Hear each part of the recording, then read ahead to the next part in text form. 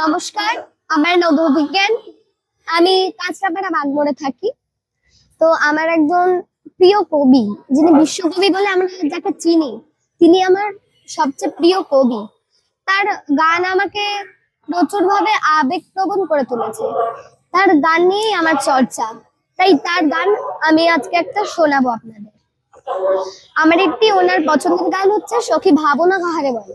ওই গানটা আমি একটু শোনাচ্ছি।